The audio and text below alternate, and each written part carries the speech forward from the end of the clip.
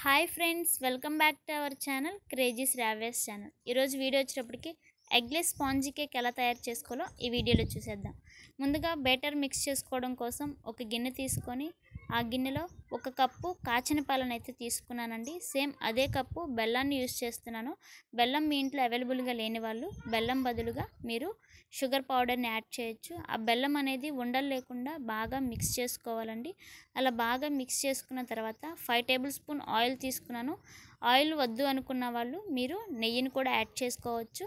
అదని కూడా బాగా మిక్స్ చేసుకొని అలా బాగా మిక్స్ అయిన తర్వాత నేనైతే 1.5 కప్పు మైదాని యూస్ చేస్తున్నాను. మైదా వద్దు అనుకున్న వాళ్ళు మీరు గోధుమ పిండి కూడా యాడ్ చేసుకోవచ్చు.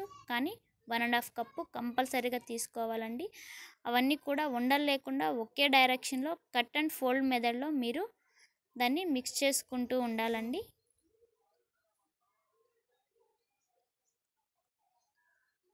అలా కట్ అండ్ ఫోల్డ్ మెథడ్లో బాగా మిక్స్ అయిన తర్వాత అందులోకి 1 టేబుల్ స్పూన్ సాల్ట్ వేసుకోవాలి. అలాగే 1 table spoon baking soda. Vanilla essence అవైలబుల్గా ఉన్న వాళ్ళు వెనిలా ఎసెన్స్ 1 టేబుల్ స్పూన్ వేయొచ్చు. అదే వెనిలా ఎసెన్స్ లేని వాళ్ళు యాలకుల పొడి వేసుకొని బాగా క్రీమీ టెక్స్చర్ వచ్చేంత వరకు కూడా బాగా మిక్స్ చేసుకోవాలి. చూసారు కదా, కేక్ బ్యాటర్కి సరిపోనుగా బాగా మిక్స్ అయిన తర్వాత కేక్ టిన్ లేని వాళ్ళు నేనైతే రైస్ కుక్కర్కి సంబంధించిన పెడుతున్నానండి. అందులో నెయ్యిని యాడ్ చేసుకొని ఆ నెయ్యిలో పైన బటర్ పేపర్ అనేది యాడ్ చేసుకొని దానికి కూడా మొత్తం కూడా నెయ్యిని వేసుకొని ఆ బేటర్ పోసి ఉండలు లేకుండా కింద బుడగలు లేకుండా కూడా పైన 2-3 టైమ్స్ ట్యాప్ చేయాలండి. ట్యాప్ చేసినాక మీ దగ్గర డ్రై ఫ్రూట్స్ అనేవి ఉంటే డ్రై ఫ్రూట్స్ అన్నీ వేసుకోవచ్చు. నేనైతే ఓన్లీ జీడిపప్పు మాత్రమే యూస్ చేస్తున్నాను. అలా యూస్ చేయడానికి ముందుగా అది బేక్ అవ్వడం కోసం ఒక అల్యూమినియం పాత్రను పెట్టుకొని కింద స్టాండ్ ఉంటే స్టాండ్ పెట్టుకోవచ్చు. స్టాండ్ లేకపోతే నేను ఒక గిన్నె పెట్టుకొని దాని మీద ఆ కేక్ టిన్ పెట్టుకొని ఒక 40 మినిట్స్ వరకు కూడా దాన్ని మీడియం ఫ్లేమ్లో పెట్టి కుక్ చేసుకోవాలండి.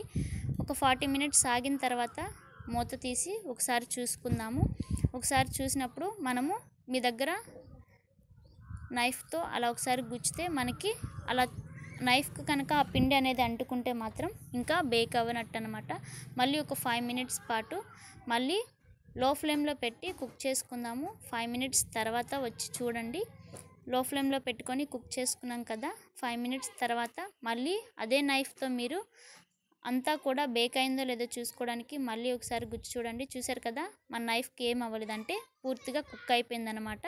దాన్ని తీసి కింద పెట్టేసి పూర్తిగా చల్లారిన తర్వాత మాత్రమే తీయాలండి. లేకపోతే విరిగిపోయే అవకాశం ఉంది. బాగా పూర్తిగా చల్లారిపోయిన తర్వాత మనం ఒక ప్లేట్ తీసుకొని దాన్ని 2 టైమ్స్ అలా ట్యాప్ చేస్తే ఈజీగా వచ్చేస్తుందండి. వెనక మనము చివరిలో బటర్ పేపర్ అనేది యాడ్ చేసాం కదా, ఆ బటర్ పేపర్ తీసేయాలి.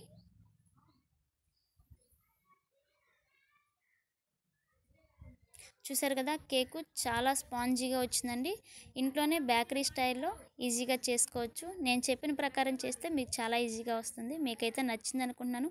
మన ఛానల్ని కొత్తగా చూసే వాళ్ళైతే ప్లీజ్ సబ్స్క్రైబ్ చేయండి, లైక్ చేయండి, షేర్ చేయండి. Bye friends, thank you for watching.